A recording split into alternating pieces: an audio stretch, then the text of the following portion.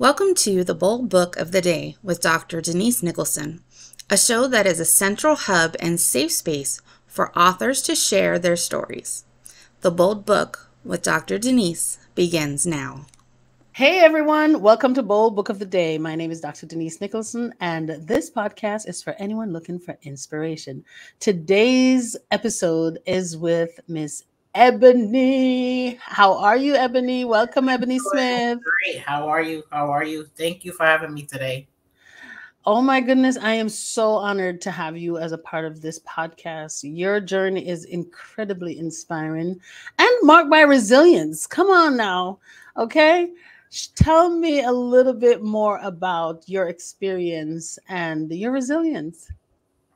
It's I call it a roller coaster, right? Which is one of my favorite rides at an amusement park. Mm-hmm. So my current part in this theme park that I'm in called Life is it's been a transition. So in this roller coaster, I have me and my baby girl in the front. Mm-hmm. So the resilience you see, and if people ride roller coasters, that's like the thrill-seeking part, right? But I had my eyes closed.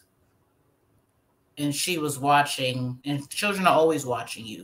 Mm-hmm. So being a mom, it birthed me into the person in its different stages. So this person that's coming out of this cocoon is who you see in the book, who you'll meet from different days, but she's vulnerable. Ebony's open. So the resilience in a story, and for me, just my background, I was raised in New York with a single mom during, I was born in 79. So I'm I guess I'm a 70s, like 80s baby. I don't know. Mm-hmm. Mm-hmm. You were born right at the cusp. I'll let TikTok tell me where I land, but I know.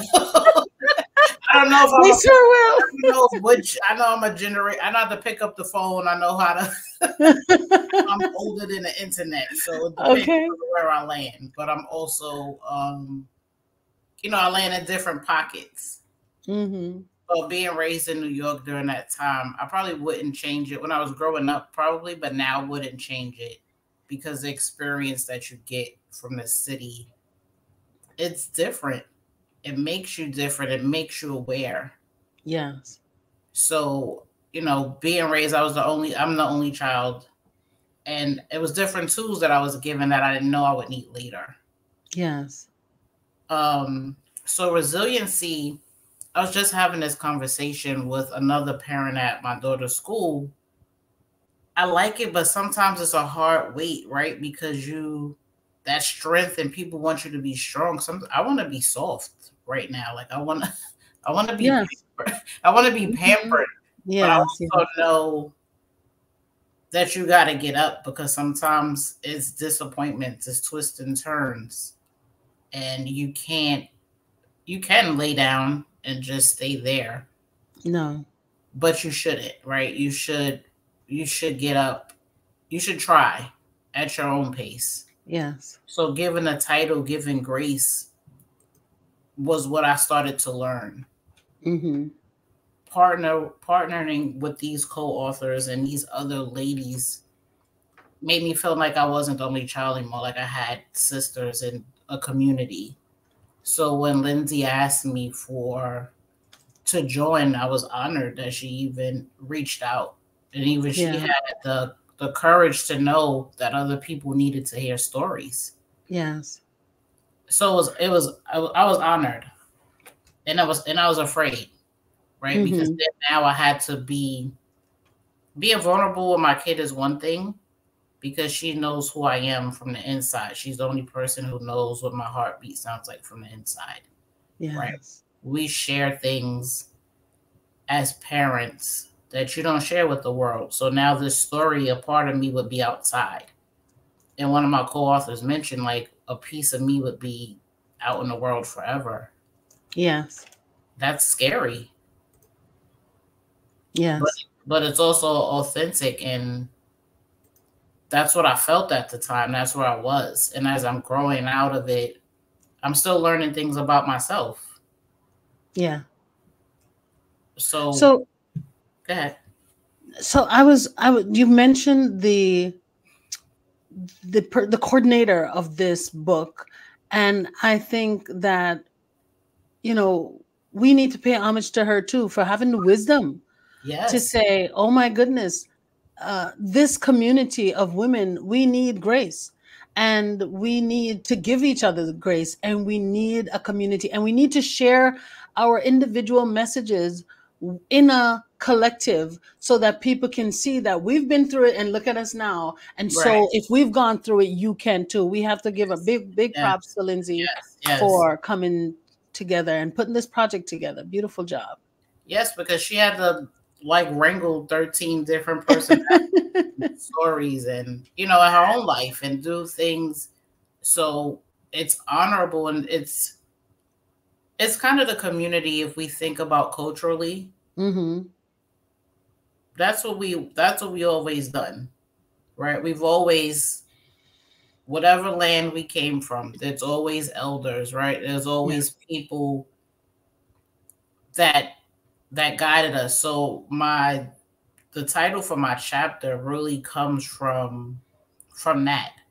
There's no handbook. Is that the title? No handbook, right? So that's because it's not like, I mean, you could go to Barnes and Nobles, you could go to Amazon, and you can type in parenting, and they'll build people. They're doctors who study, right? Mm-hmm. And I tell people you have to parent the child that you have.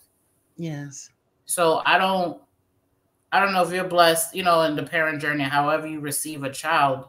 The child that I received, yes, you could tell me, oh, we could do this, that, oh, she's exhibiting this, then do this, but I don't know that that'll land right with her. Right. I don't know if my delivery in that will be that. I remember growing up and my mom said something, in a couple of years, she told me my name. She said, oh, I named you Ebony because ebony is a strong wood. It's beautiful. She didn't say beautiful. She was like, it was a strong wood. Mm-hmm. And then years later, we were talking about names. And she said, yeah, because it's beautiful and strong. I said, but you never said beautiful first. You always said it was strong. She was like, because I thought you just knew. I said, no, but I probably needed to hear beautiful because at the time, my tone, my color, my complexion wasn't always highlighted in representation like we have now. Ebony, look at God. The first thing I said to you when I saw you this morning, what was it? Was you're gorgeous. Because you're beautiful and your beauty just pops. Oh my goodness. Look at God. Okay. So that is divine. Oh my God. That's what and you're giving me chills, and it's funny because I had the same conversation with my uncle a couple of months ago. And he would call me hey, black child, because I was the darkest one of my cousins. Uh-huh. And I said, growing up, he said, but I always thought you knew. I said, kids need to hear those things. They need to hear what you really want them to say. They shouldn't have to be figuring out. So that was my point. So becoming my parenting journey has been intentional. Yes. Because I know it's not what you say, but how you say it. And I have to actually credit my daughter for a lot of things because what's funny is God, I told somebody, if you want to make God laugh, make your own plans. When I was blessed and she chose me to be her mom, her birthday is 2 weeks after mine. Mm-hmm. And we're the same sign. So I laughed. I said, oh, okay, so you're just going to give me somebody. Just like yourself. Just like me. So, okay, I get it. Uh-huh. I get it. So my temperament, my level of patience is tested. Because sometimes, what we sound like to people, we don't know until that little person sounds like that back to you. Mm-hmm. And we're taught like, oh, that's disrespectful. She better watch her mouth. I'm like, no, that's what you sound like to them. So you're their first teacher. Mm-hmm. They're letting you know, boy, girl, however you receive a child in your life, adopted, bonus, however you come to be a parent. Yes. Or a teacher, however children come into your life, they're reflecting back to you. So me showing up, I had to because I realized she was watching me. So when we're on this roller coaster, and in my chapter, I describe how I made a choice to leave what most would call a secure job from my era, from the city. Like once you get a city or federal job, you should just stay put for like 30 to 40 years. Not knowing that's the way to keep you not working on your dreams. Exactly. But I took a leap because I had a degree that I wasn't utilizing to work for a non-for-profit. Mm-hmm. And after 30 to 40 days, they were literally in startup. Like they were still getting board of directors. Like they were new.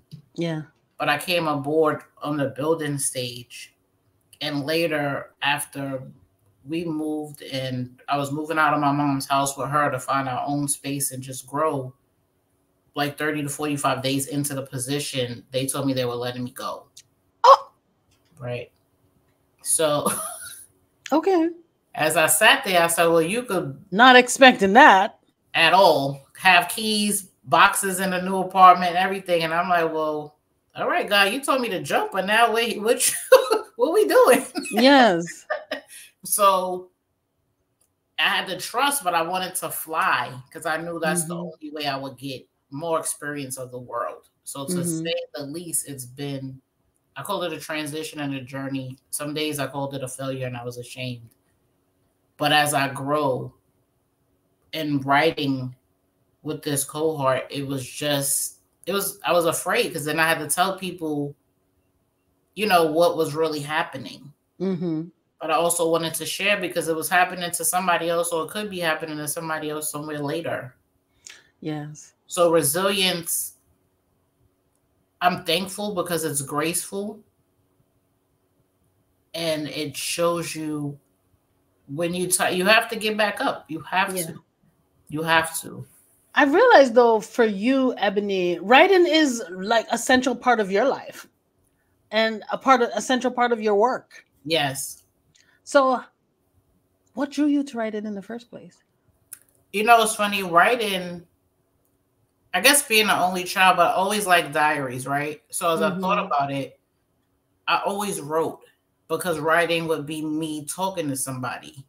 And it didn't, until I signed up to do this, I didn't realize how much that I wrote until I found old journals and diaries. And again, talking to my mother, I was laughing. I found one, I was about my daughter's age. And at the time she was dating my stepdad, who's no longer with us. But I would write like, oh, he's here now. And oh, this is gonna, and we laughed because I just read what I wrote. And she said, why you never said you felt that way? I said, but what I'm a child, Mom. Like, we had to do what y'all say, not what y'all didn't talk to us like we talk to our kids now. Yeah. They didn't know they didn't have what we have. Okay. And we're still learning because our children are totally, totally different. We can't, that's my point. Okay. So that's my point. So there's no handbook, right? Because you can't I can't tell you what to do when you have this journey. I can tell you what worked for me, but only you and your child, or you and your partner and your child, are in the house at night when it's tantrums, when somebody said something, they're carrying their own weight from school, or they're comparing themselves to something on social media. Yes. Or they hear something from a teacher or somebody that's in your village, and you don't know how it's going to resonate with them. Even from yourself, because I'm hearing and learning that some of the things that I say or said with the intention of good was received differently. Right. And so, yeah, to your point, when people in your community are sharing stuff or just, having a conversation, it may land differently for your child. And that you have to be aware, because I understand why children shouldn't be in a room when adults speak. Now we do. Now we do. Because if it lands the wrong way, they walk away with the meaning of something that they didn't have the context and a complete nuance to fully grasp at the time.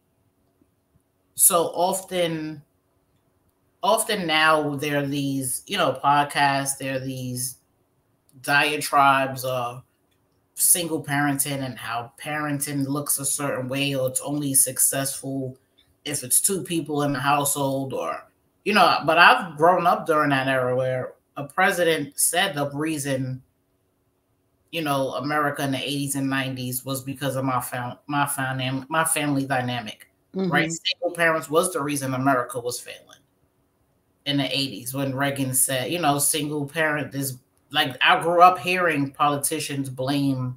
Wow. Like, so growing up as a single parent household, I was like, well, why is my dynamic like my mother's going to work? I'm not contributing to what is happening. Like, so again, negatively, right? That's not and even listening to my grandmother when I asked her stories, and she said, your grandfather couldn't be in a house if it's like the Claudine movie. If the person from social services was coming, she could have a new toaster, or like she had to look like she was impoverished, but she had somebody to help her in order to get more services at the time. So watching that in resilience, and I'm like, we had to, coming from women that did that, I wanted her to have a different story. I wanted a different story. So I made choices.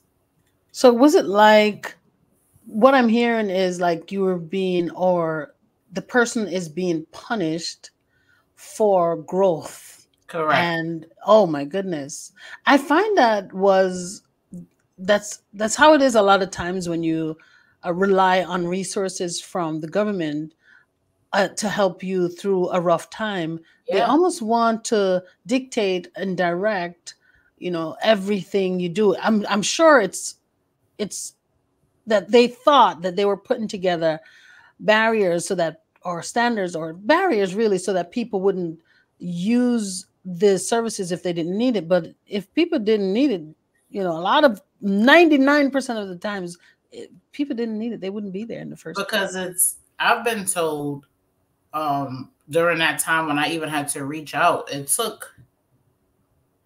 I think I went to get assistance for my rent.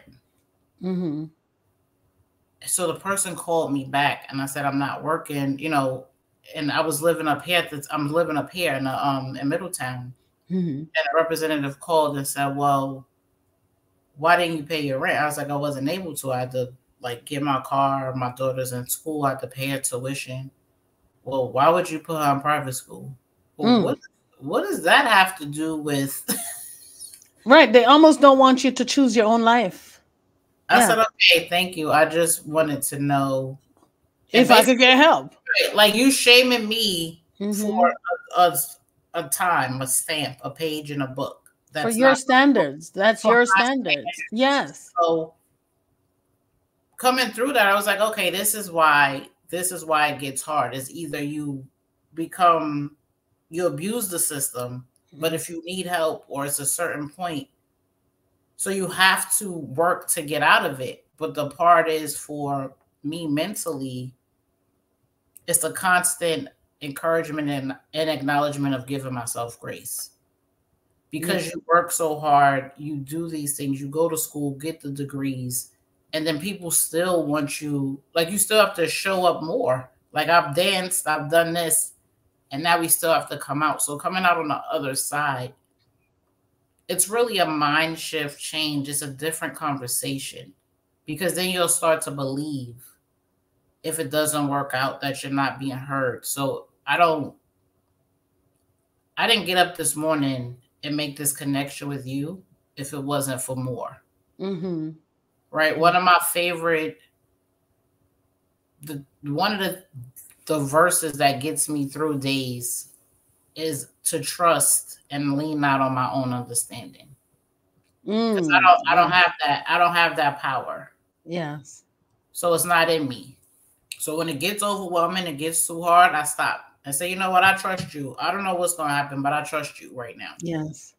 Because it's not, I don't have it. I don't know what you're going to do, but this is where it is. But I have to choose me. And you told me to choose you to go forward. So I'm choosing you. This is what I have. So this is yours. You paid the price. And this is how me and God talk. Like, you paid the price. You told me to sit down. I'm sitting down. Yes. But this is yours now. This is yours. I surrender it to you. Ooh. This is yours. Yes. Because I don't. When you surrender, tell me the experience, tell the audience, because a lot of times I try to convey to people that when you surrender, you get so much more because you're not relying on your own power. Now you're putting it all into God's hands or your creator's hands. And so tell me a little bit more about what you found when on the other side of surrendering. Surrendering for me is scary. Again, being the only child is really like who, right? It's a favorite line. I'm a movies TV person, so I use a lot of movie references and songs. And I heard you, Caroline. I was like, okay, I don't know that movie, but let me listen. But The Preacher's Wife, but the version with Whitney and Denzel. Okay. And the little boy says, his friend asked him about believing in God, and he said, I'm gonna mess up the line, but basically he says, paraphrasing, you don't see the air, but you know you have to breathe. Ooh. So that's God. Ooh. Right? Yes. So I surrender by doing what I say. Like, yes. God, I don't know. But I know you did not bring me this far to have to make me roll right back down. So what are we going to do? And it's scary because it's people that have personalities that they have to control. They have to know the outcome. One of my gifts is I'm going to roll with it because it's not in it must be something on the other side because the way I'm doing it is not working. Right. So if this is here, then let me stop. That doesn't mean I don't still knock on the door if the door is closed. But if I knock and you still not answering, then I'm going to walk away because maybe it's not that door. Mm-hmm. So surrendering is really just rolling with it and getting up and knowing.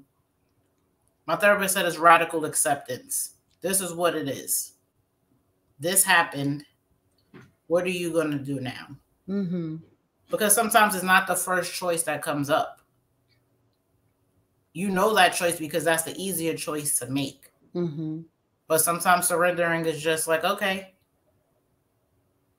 Okay. And it will come to you, but you got to let it go to hear them. Mm-hmm. So you have to get quiet. You have to be still. Peace, be still. And know that I'm God. How do you incorporate all of this wisdom and your knowledge in your role as a doula? So that was the exciting part. So I didn't know until you have a child. You don't, if you're not in that arena, you don't know. Mm-hmm. It wasn't so much the birth. Again, it was after. Like, what happens when you come home? Mm-hmm. Right. So yeah. So that's where the real journey begins, because one journey has already ended. You've ran that marathon. You had the child. Now what? Oh my goodness! Another journey begins. Right. What happens when you come home? So now I come home, and it's me and her dad, but I'm new. I'm the new parent. He's a dad already, but I'm a new parent. What does this cry mean? When is she home? What am I doing? Mm-hmm. I'm literally like, what am I doing?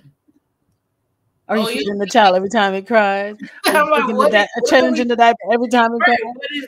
What's going on? What do I do? I remember I changed her, fed her, bathed her. She just hollered. She hollered so much until I even started crying because I was like, what? I've done everything. And until we just fell asleep because we both were just crying. And then after that experience, I got up and I said, okay, you got this. You got this. Right. Yes. And she was fine, but I was just like, well, why is she hollering? I fed her, I changed her, shook her, took her outside. I don't know what it was. To this day, I still don't know what it was. Mm-hmm. But I'll never forget because after that, I was like, you're going to be somewhere where it's going to be you or her. You're not going to know. And that's where the doula work came in because I said a parent is going to be somewhere. And we have these outside people. And we see kids having meltdowns in the stores. We see kids and we walk by, some people judging and some people like, you need help. You know what I mean? It depends on where you land. Yeah. So it's postpartum is where all of these floods of emotions and glimpses of what you thought your journey was going to be and what it actually is going to end up to be. Those are two different things. And for some people, depending on your personality type, it can rock your world. Yes. Or you'll get up and roll with it and learn, this child is not going to do what you think it's going to do all the time. Right. You're going to be somewhere, they're going to want to leave. So they're going to act according to their age. And if they're 2 and 3 years old, their temperament is different.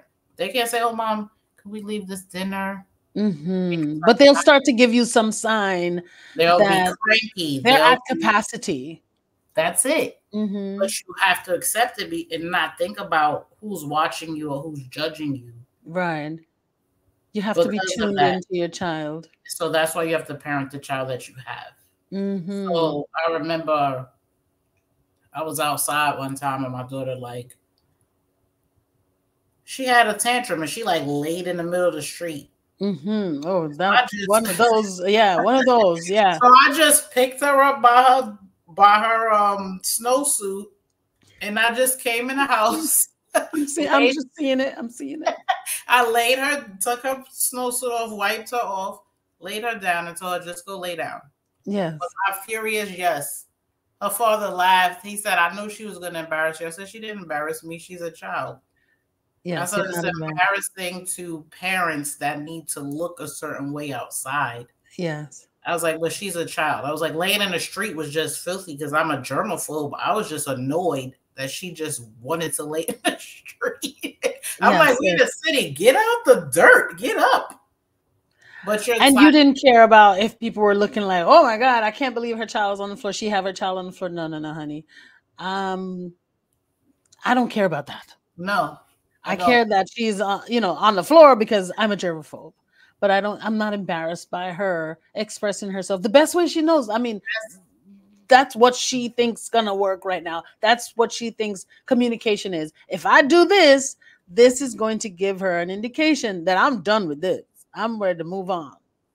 And that's an acceptance. And I guess as I'm talking to you, so thank you for just the trajectory, right? This is how I didn't know I was doing it. So sometimes you feel like you're on autopilot, but it's opportunities when you discuss with other people what you do. And you go, yeah.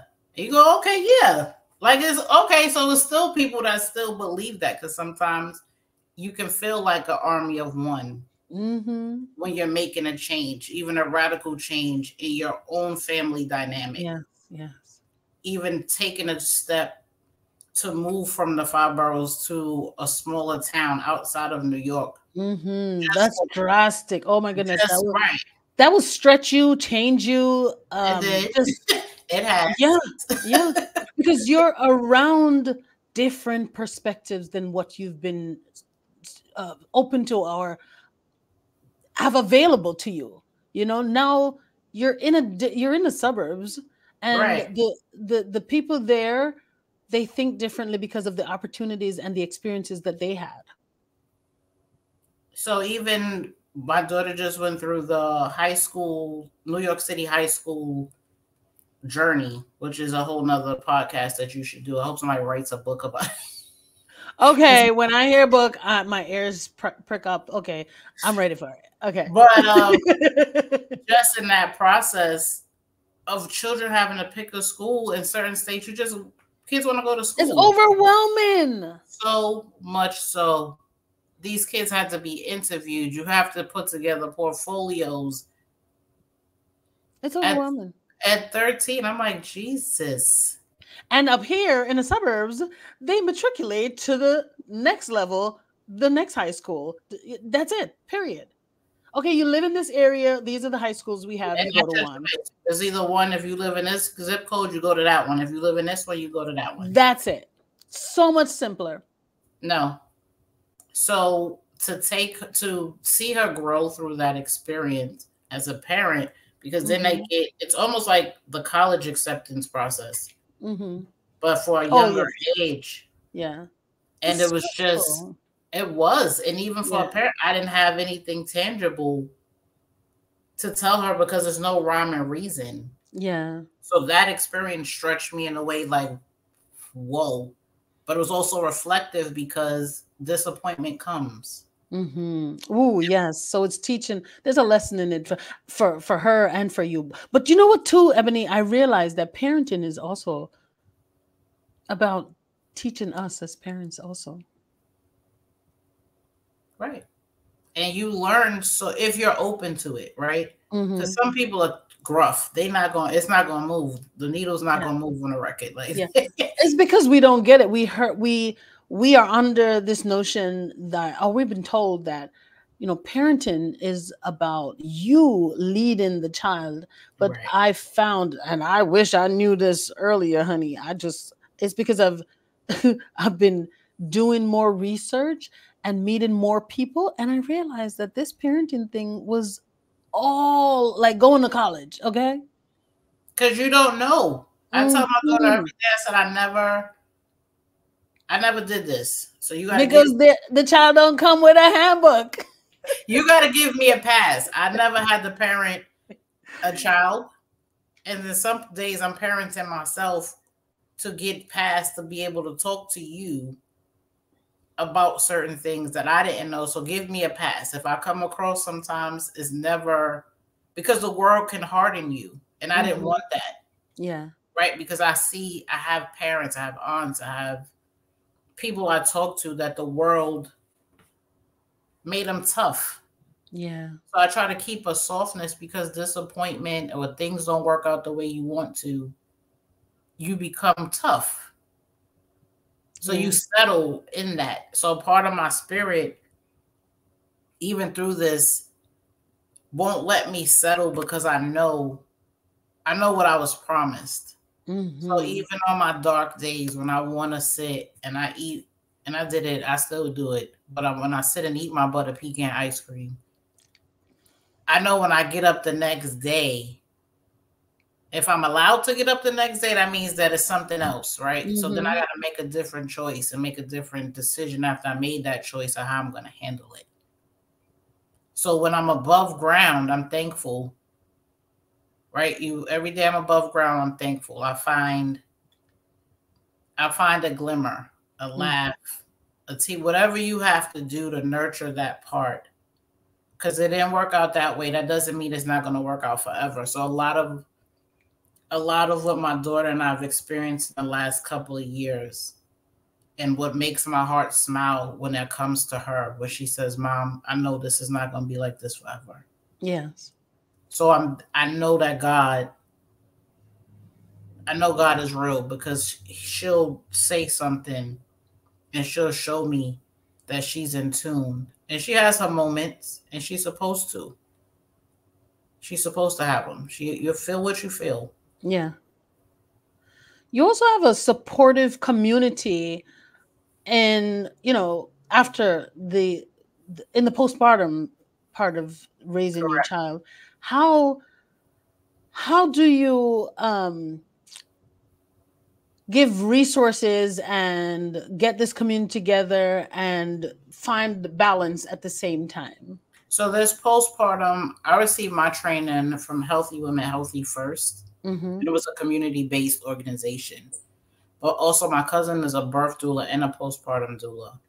So she kind of pioneered it in our family structure. So she was the first person to even do the work. Nobody knew, maternally. I think my grandmother had stories of women coming where she was from that were in the room, but we've never talked about doula work. So being a postpartum doula, like I started out, it was after, when you come home, who's there, right? And they're travel nurses. I have another cousin that followed the first cousin that's a baby nurse. Yes. Oh, I was a baby nurse. Right. It's a special job. It's a special job, because that's the bonding time. But the parent is tired. The parents are tired. Yes. They just went through. They ran that marathon. And they're exhausted. Yes. But nobody tells you it's okay. Yeah.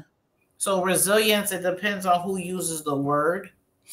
I don't want it to be looked at like you're not doing it alone. Yeah. You're not doing it alone. Resilience is really knowing that you need help sometimes. Yeah.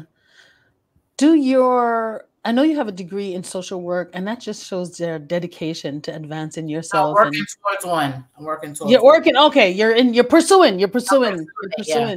Yes. So pursuing your degree in social work is really showing your dedication to affecting meaningful change. Right. And especially in the community of women that you are a part of, doula in. Right. What specific challenges are you finding concerning single women parenting? The independence, the hardness, Mm-hmm. the softness, like I started out with. Yes, so we want that. Yes. Because you're carrying a load, right? Mm-hmm. So despite of how I became single, don't take it for granted that it was an easy choice. Yes. No, if I'm particularly single for my own choice of knowing that I could not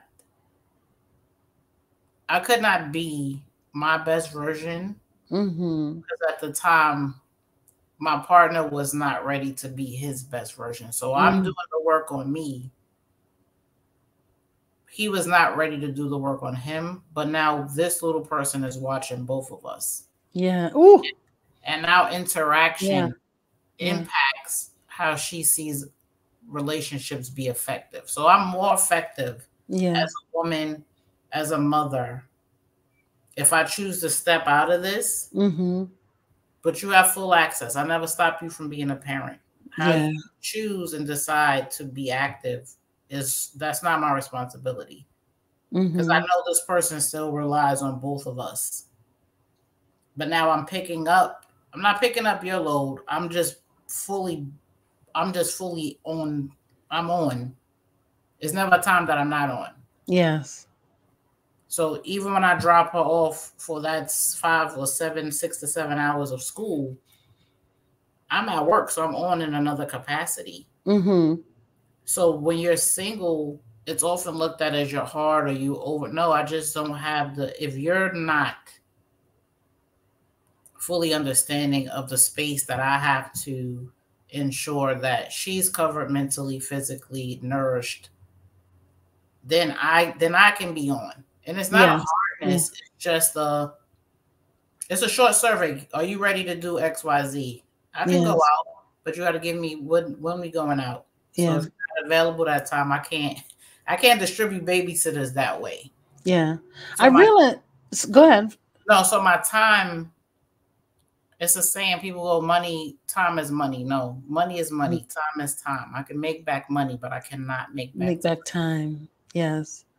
I know that your relationship with your daughter, you speak about that in your story. And I want you guys to read Ebony's story. It's chapter 10. I want you to get the book, read the whole book, but I want you to jump over to chapter 10 and read her story. There's no handbook, because the theme of faith, resilience, and good old gratitude, it shines through in your narrative. I appreciate that. Thank you. Mm-hmm.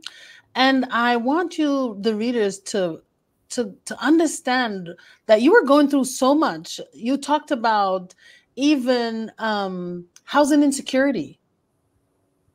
And I find that not many people will talk about that, because society tries to shame you for your struggle, even though it's your struggle that's going to give you the leverage to become the best version of yourself if you can just stand on your story. Right. But the theme of just faith and resilience and gratitude was like the overall pop of your story. And I know that the audience can glean some inspiration from that. And you talked also about your daughter and she has kind of a particular way to bring in the holiday season. Tell me a little bit more about how that is. She she likes decorations for holidays, birthdays, like to bring it in, like to feel like it's festive. So our first Christmas was when the older news came, and I just looked around, and the walls they weren't bare, but I had to like find paper and like think of a tradition, because for me, it was the shame, the embarrassment that I was carrying. Nobody knew. Yes. But you know what you're carrying. So you feel like it's a flashing light on you. Mm-hmm. And everybody's like, oh yeah, that's the one right there. Almost the Scarlet Letter-esque type. Mm-hmm. But for Christmas, it was just like, okay, it's Christmas. What do I do to bring in here? So it's like little surprises, like little bowls, just something to give her the hope. Because for me, it's to hold on to that. It's the children don't ask to be born. So once we bring them here, don't bring them down. Yes. Don't bring them down, right? So it's hard because you're exhausted, you're overwhelmed. Partner, no partner is not easy for one or two. Yes. But one is just extra because you are the one. You are the one. Right. When it's two, you could tap in your partner. Like you get on the bench for a minute, hopefully. Because sometimes that's not always the case either. Sometimes there's two parents and you're still a single parent. Oh, yes. Listen, I was just talking with someone about that right before we got to taping, how it's hard to be married and feel like you're doing everything. And you're like, wait a minute, I didn't sign up for this. I'm married. How did I become a single parent? Right. Exactly. That's another book. Okay. That's another book. So making sure that she experienced childlike things. So what I would want to wrap up to postpartum and to parents on any journey is, disappointment comes and things happen, but try to outweigh the experiences with little things. It's not always money. If it's a park, if it's going outside, sometimes that can just shift what happened in the midst of it. Because we're heavy, we're carrying, they don't know what we're carrying. But it's cultivating memories and core memories so that they can attach these positive core memories to the season, to the holiday.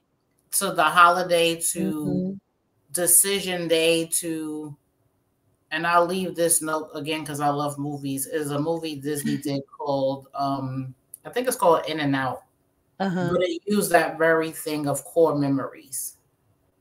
And it's just a matter of knowing that you can get angry, you can get sad, you can be happy, you can have anxiety. It all makes you who you are. So ultimately, it's feel how you feel. It's okay.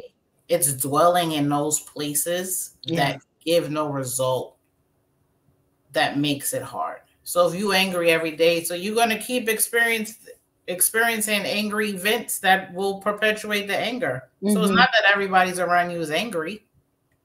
Is you have that energy of anger with you. Yes. So that's why you keep meeting other people that are angry.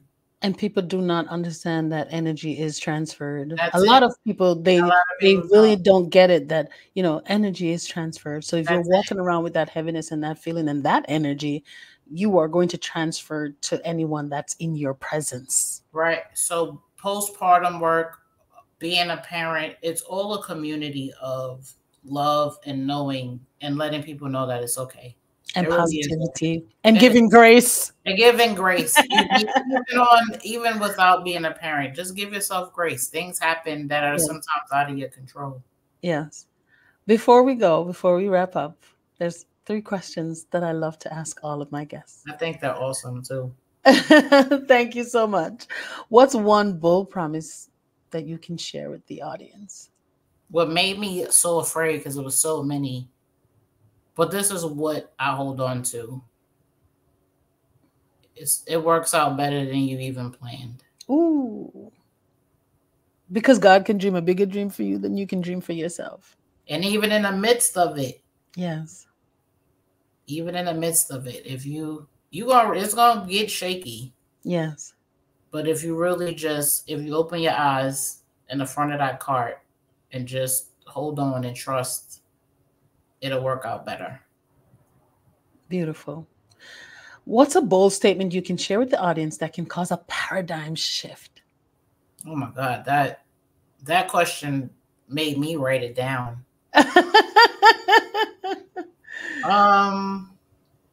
Because I grapple with it still.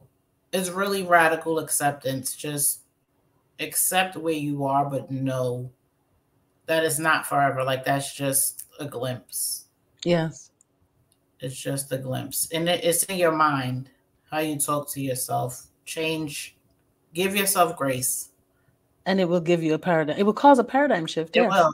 It will. Mm-hmm. How you talk to yourself and those things, yeah. Change how you talk to you. Mm-hmm. Yes. Because what you say to yourself is more important than what anyone else says to you. Yes. Because words hurt and words are powerful. And so when people say something to you that does not align with how you feel about yourself, and they may not even intentionally say it to you to upset you, because I've realized with my own words, I'm so frank sometimes that my words are painful. But not because the words are painful doesn't mean that they were intended to harm you or hurt you. But how you recover, how you respond to what people say to you is more important than what they say to you. So find the positive narrative when you hear something that doesn't align with what you have originally set to your standards. Just say to yourself, find the positive in that. Look for a positive way to look at whatever it is that someone just said to you that didn't align with you. And if it didn't align and it made you that angry, also communicate that in a way that it doesn't, because an open line of communication probably will teach that person, like, your words probably were intended for this, but this is how I got it. I received it. Yes. That's what you intended. Yes. But let me process it now. Yes. That's very good, very important, because communication is so important, and the quality of your communication determines the quality of your life. I've had people ask me, like, what do you mean when you say that? It means that you can have a better outlook when you understand the people fully. So if something upsets you, you have to bring it up and say, hey, what do you mean by that? And then you can have communication about it. And so you will have a better understanding of what they meant by that, and realize, oh, you didn't mean it for this way, but this is how I took it. So now you have constant communication, or communication about it, so you get a better understanding of what it is. Yeah. Wait, one more. What's a bold move you'd like to make in the future? Well, I want to say I made one today by joining you, but make more decisions that align with my purpose. Mm-hmm. So even if it's one decision, there's one decision today to join you when the offer was there, stretched me in a way and provided me with an opportunity to meet someone like you. Thank you so much. So yeah, it would be, even if it makes you afraid, try it. Yes. Try it. Listen, I want you to come back, because I haven't even touched the surface of, what I wanted for you to share, because you're great in communication, as a matter of fact, and we can just talk and talk and talk and talk. But I know you have more, and I know there's so much more to your work and your purpose, and I would like for you to have a platform to continue to share that. Thank you so much. Yes. So thank you again, and I appreciate you. Please let the audience know how they can connect with you. I have my Instagram page, There's No Handbook. Mm-hmm. That's the handle. I'm really trying to get on my good social media work. So it'll be that. It'll be the book.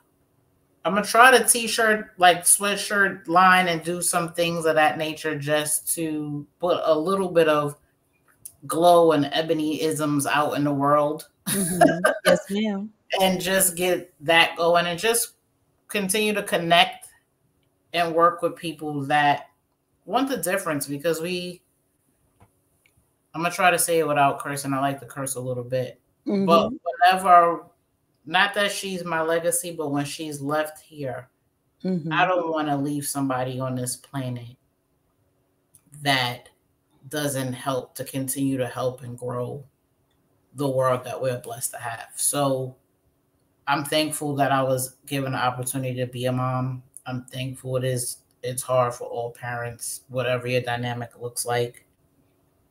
I'm thankful for people that pour into me, for people like yourself that have platforms, for the co-authors and Lindsay, of everybody, because we're all out here. Whatever, we're all taking it one day at a time. It doesn't matter where you are. There are trials that will come. So as I started and ended, I really do just trust in God.